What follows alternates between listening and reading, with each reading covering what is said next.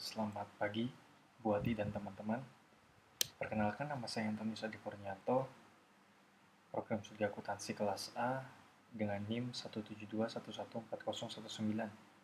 Di sini saya akan menjelaskan kajian jurnal dan skripsi saya untuk penjurusan keuangan atau finance. Oke, langsung kita mulai. Untuk skripsi yang pertama, judul skripsinya adalah Analisis Rasio Keuangan untuk Menilai Kinerja Perusahaan. Studi kasusnya PT Telekomunikasi Indonesia yang disusun oleh Mariano William JS, program studi akuntansi periode 2013, Universitas Sanata Dharma. Untuk variabel independennya di sini ada satu, yaitu rasio keuangan, dan variabel dependennya hanya ada kinerja keuangan perusahaan. Lalu, untuk objek penelitiannya sendiri, PT Telekomunikasi Indonesia dari periode tahun 2011 sampai 2015, dan rumusan masalahnya di sini hanya ada satu. Bagaimanakah tren kinerja keuangan PT Telekomunikasi Indonesia berdasarkan rasio keuangan pada periode 2011 sampai 2015? Tujuan penelitiannya sendiri untuk mengetahui tren kinerja keuangan PT Telekomunikasi Indonesia berdasarkan analisis rasio likuiditas, solvabilitas, aktivitas, dan rasio rentabilitas pada periode 2011 sampai 2015. Untuk jenis penelitiannya sendiri, metode analisis kuantitatif. Kesimpulannya dari skripsi yang telah dibuat adalah menilai keseluruhan PT Telekomunikasi Indonesia berada dalam kondisi baik secara keseluruhan. Lalu, tren rasio solvabilitas PT Telekomunikasi Indonesia berada dalam kondisi baik juga, atau solvable. Secara keseluruhan, tren rasio aktivitas pada PT Telekomunikasi Indonesia belum efektif. Yang keempat, secara keseluruhan, tren rasio rentabilitas PT Telekomunikasi Indonesia berada dalam kondisi yang baik. Jadi dari kesimpulannya hanya tren rasio aktivitas yang belum efektif. Lalu untuk sarannya di sini untuk meningkatkan likuiditas, perusahaan dapat menggunakan dengan cara mengurangi nilai persediaan atau dengan menekan hutang lancar. Untuk meningkatkan solvabilitas, perusahaan dapat melakukan dengan menambah modal yang dimiliki sehingga dapat melunasi kewajiban. Lalu yang ketiga, untuk meningkatkan aktivitas, perusahaan dapat melakukan dengan cara meningkatkan efektivitas penjualan dan meningkatkan piutang perusahaan, sehingga akan terciptanya peningkatan rasio aktivitas. Baik, selanjutnya skripsi yang kedua, judulnya Analisis Laporan Keuangan untuk Menilai Kinerja Perusahaan. Studi kasus pada industri hotel dan travel service yang terdaftar pada Bursa Efek Indonesia pada tahun 2004 sampai 2006. Disusun oleh Disusun oleh Martinus Ristardi di program studi manajemen pada tahun 2018 di Universitas Sanata Dharma. Untuk variabel independennya ada laporan keuangan dan variabel dependennya ada kinerja keuangan perusahaan. Lanjut ke slide yang selanjutnya, objek penelitiannya yakni industri jasa hotel dan travel service pada periode 2004 sampai 2006. Di sini terdapat dua rumusan masalah. Yang pertama, bagaimana kinerja keuangan perusahaan yang tergabung dalam industri jasa hotel dan travel service yang terdaftar di Bursa Efek Jakarta berdasarkan analisis laporan keuangan pada tahun 2004 sampai 2006. Lalu yang kedua, berdasarkan analisis keuangan pada tahun 2004 sampai tahun 2006, perusahaan jasa hotel dan travel service mana yang mempunyai kinerja yang terbaik. Selanjutnya, untuk tujuan penelitiannya, untuk mengetahui kinerja keuangan perusahaan industri jasa hotel dan travel service yang terdaftar di Bursa Efek Jakarta berdasarkan laporan keuangan pada periode 2004 sampai 2006. Lalu untuk yang kedua, tujuan penelitiannya yakni mengetahui perusahaan jasa hotel dan travel service mana yang mempunyai kinerja keuangan yang terbaik berdasarkan laporan pada tahun 2004 sampai 2006. Jenis penelitian yang dilakukan yakni studi kasus dan penelitian pada objek tertentu dan pada perusahaan tertentu. Selanjutnya, untuk kesimpulannya, dari rasio likuiditas pada tahun 2004 sampai 2006, tidak ada perusahaan yang dalam keadaan liquid Dan perusahaan yang memiliki likuiditas tertinggi PT Anta Express Tour PT Anta Express Tour dan Travel Service. Meskipun mempunyai tingkat likuiditas tertinggi, perusahaan ini belum mampu melunasi kewajiban. Jadi, untuk kesimpulan yang pertama, memang pada periode 2004 sampai 2006 tidak ada perusahaan yang memiliki keadaan liquid, tetapi jika melihat rata-rata dari semua perusahaan, yang lebih mending ini adalah PT Anta Express Tour dan Travel Service. Lalu untuk rasio leverage pada tahun 2004 sampai 2006, perusahaan yang paling mampu menjamin keseluruhan utangnya yang paling sedikit mendanai aktiva, yakni PT Anta Express Tour dan Travel Service. Untuk rasio aktivitas, perusahaan yang paling efektif dalam mengelola sumber daya yang dimiliki perusahaan, yakni kembali lagi jatuh pada PT Anta Express Tour. Hal ini ditandai dengan lebih tingginya rasio aktivitas dibandingkan dengan perusahaan lain. Lalu untuk rasio profitabilitasnya pada tahun 2004 sampai dengan 2006, perusahaan yang memiliki tingkat profitabilitas tertinggi kembali jatuh kepada PT Anta Express Tour. Baik, selanjutnya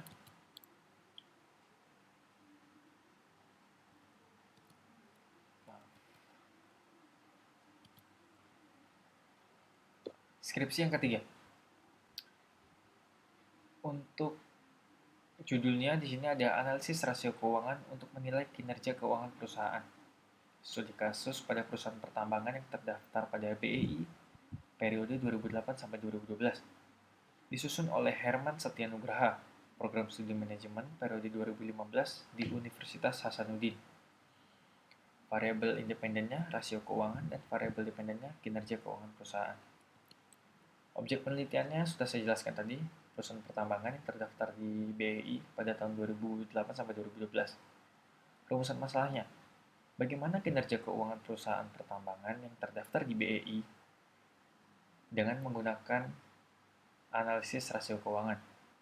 Untuk tujuan penelitiannya, mengetahui kinerja keuangan pada perusahaan pertambangan yang terdaftar di BEI dengan menggunakan analisis rasio keuangan. Jenis penelitiannya di sini adalah penelitian deskriptif. Untuk kesimpulan yang telah diambil dari skripsi ini, secara umum, rasio likuiditas pada perusahaan pertambangan mengalami fluktuasi, namun ada beberapa perusahaan yang memiliki tingkat likuiditas tertinggi dan tingkat likuiditas terendah. Perusahaan yang memiliki leverage tertinggi adalah PT Bumi Resource dengan rata-rata rasio DTAR atau Debt to Asset Ratio sebesar 73%, Debt to Equity Ratio atau DTER sebesar 400%, dan Long Term Debt to Equity Ratio atau LTDR sebesar 271%.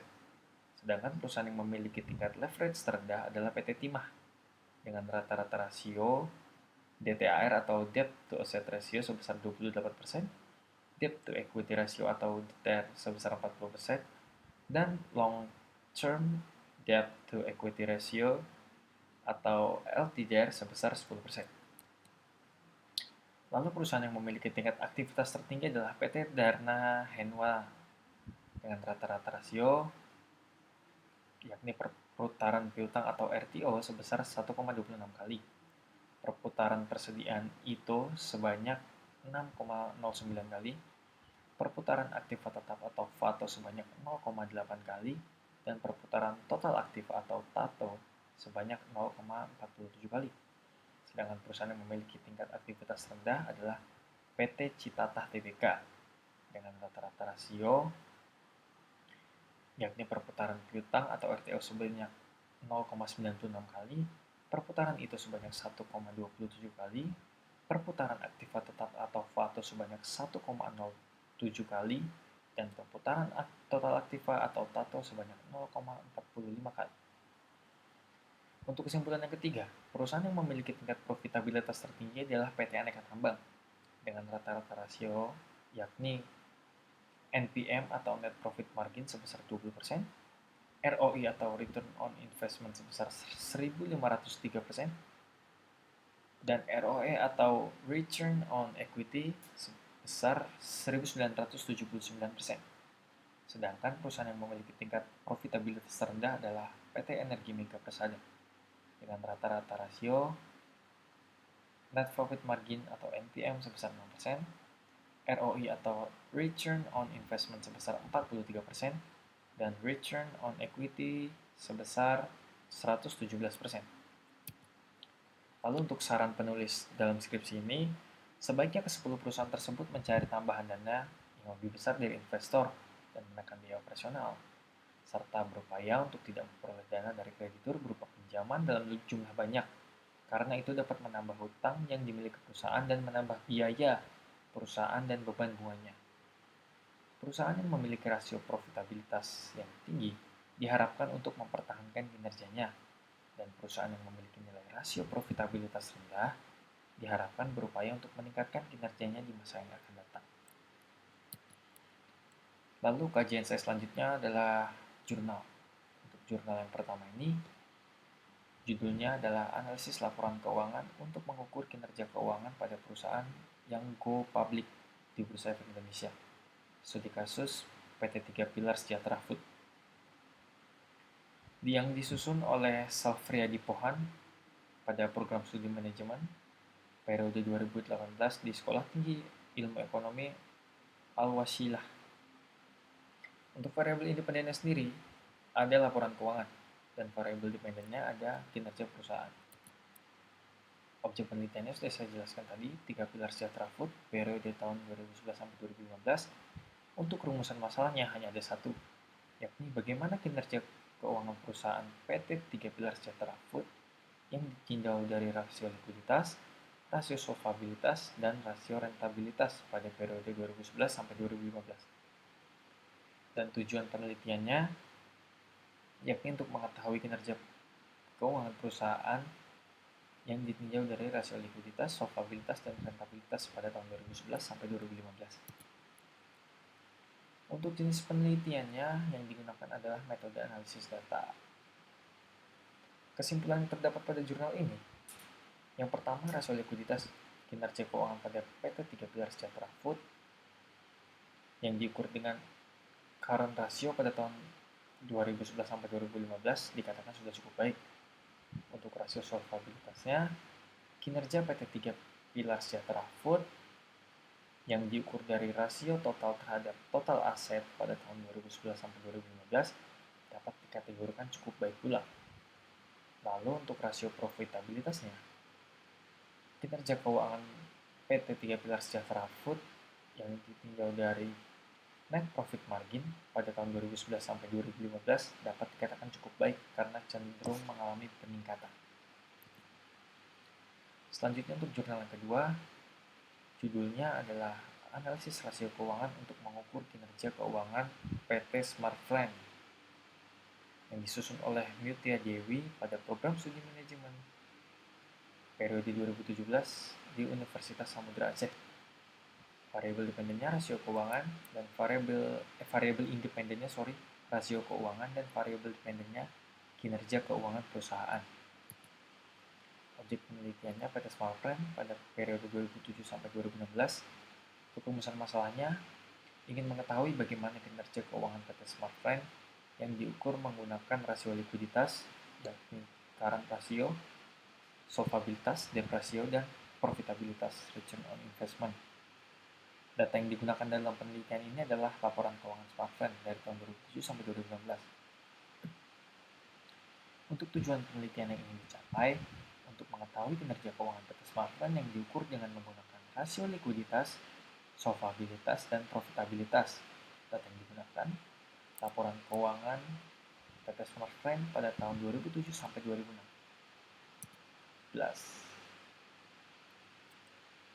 Selanjutnya, jenis penelitiannya adalah metode pengumpulan data dan analisis data. Untuk kesimpulannya, di sini tingkat likuiditas PT Smart Friend yang diukur menggunakan current ratio pada periode 2007 sampai 2016 menunjukkan kondisi yang kurang baik karena berada di bawah standar industri yaitu 200%. Untuk kesimpulan yang kedua, tingkat solvabilitas PT Smart Friend yang diukur dengan menggunakan debt ratio menunjukkan kondisi yang kurang baik juga, karena pada tahun 2007 sampai 2016 berada di atas 35%. Tingkat profitabilitas smartphone Telkom yang diukur dengan menggunakan return on investment menunjukkan kondisi yang kurang baik karena pada tahun 2007 sampai 2016 berada di bawah 30%. Untuk sarannya, PT Smartphone hendaknya menggunakan hutang perusahaan baik itu jangka pendek maupun jangka panjang dengan efektif melalui penekanan biaya usaha dengan mengelola persediaan perusahaan yang baik agar tidak terjadi penumpukan persediaan.